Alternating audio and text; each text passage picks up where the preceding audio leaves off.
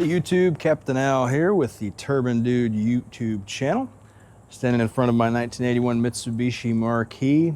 I wanted to talk about some of the relative merits of this airplane versus some of the other entry-level turbine aircraft you might consider. KingAir, Aero Commander 690 are some other comparable aircraft in this class. Other airplanes that might sort of fit this mission profile, you have the TBM series of airplanes and the Turbine Malibus, Meridians, those kind of airplanes. Overall, this is probably the cheapest turbine airplane you can own. And some people might bring up some weird stuff like, you know, the little Cree with the jet cat motors on it. A real turbine airplane that you can bring your friends along with. It's pressurized and meant to travel. This is probably about the cheapest turbine airplane you can own.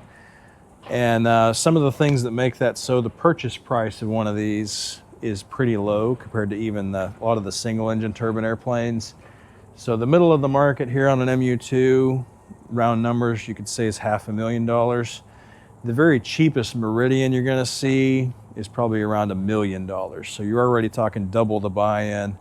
The capital expense for that money, of course, is a big factor.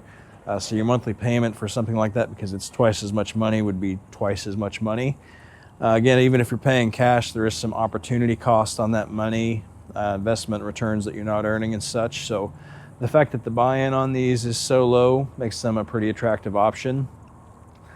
Versus like a KingAir or something, one advantage this has about a full page worth of recurring inspections and airworthiness directives, or ADs for short.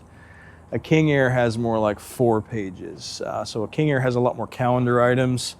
For example, I know the wing bolts have to be replaced on a KingAir every 10 or 12 years. Don't quote me on that. Never owned a KingAir. But that means even if you don't fly the airplane in that 10 years, you've got to take the wing bolts out and throw them in the trash and replace it with a new set. And that's a pretty substantial expense on a KingAir. I think it's around $20,000 or so.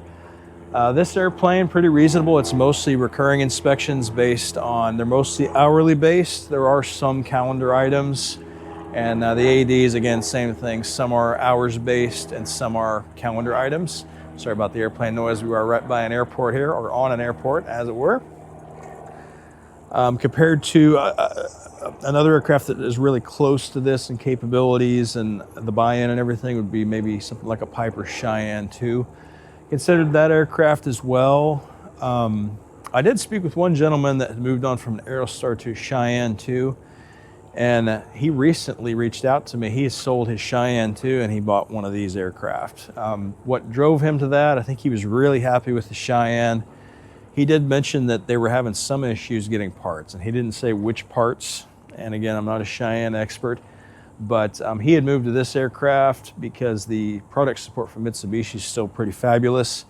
There is some good knowledge base out there. There's a set of mechanics that know these airplanes extremely well. The parts are relatively affordably priced for the class of airplane that it is. Not to say that they're cheap, but for what it is, they are fairly reasonable for what you're getting. Again, back to the single engine turboprop comparison.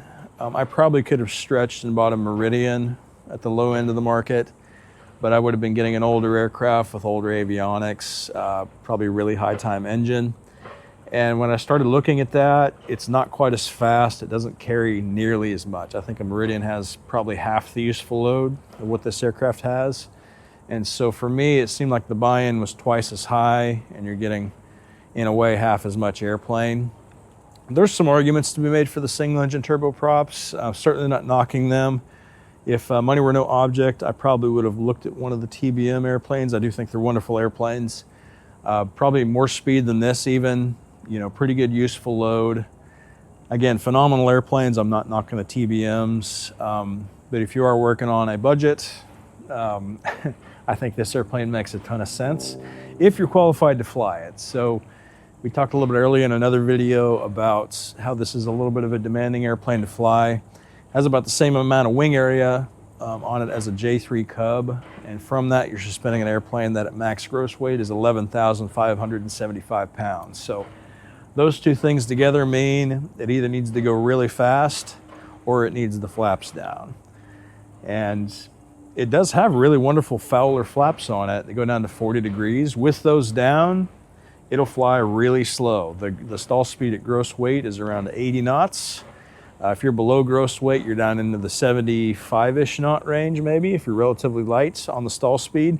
And the stall characteristics themselves are very benign. So you do that as part of the checkout required under the subpart to the FARs that requires training in one of these every year.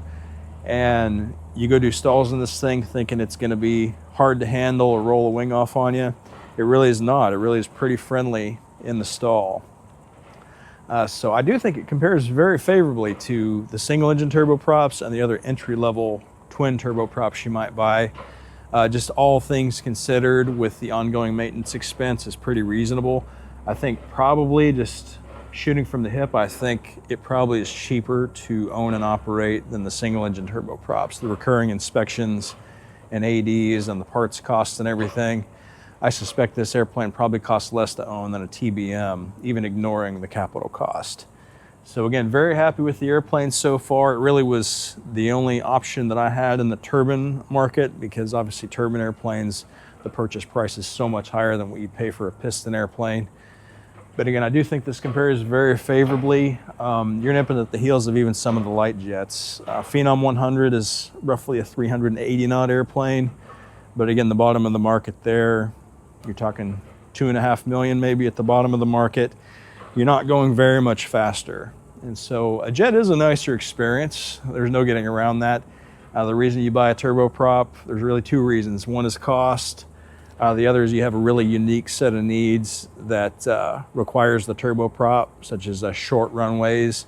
You need to carry a lot of weight. Your missions don't tend to be very far. That really is the niche that the turboprop fills. And so, if money were no object, I would probably have a Phenom in this hangar instead of this Mu2. But since we live in the real world and I have to work for my money, I think this thing provides a tremendous amount of value, and I think you should consider it too.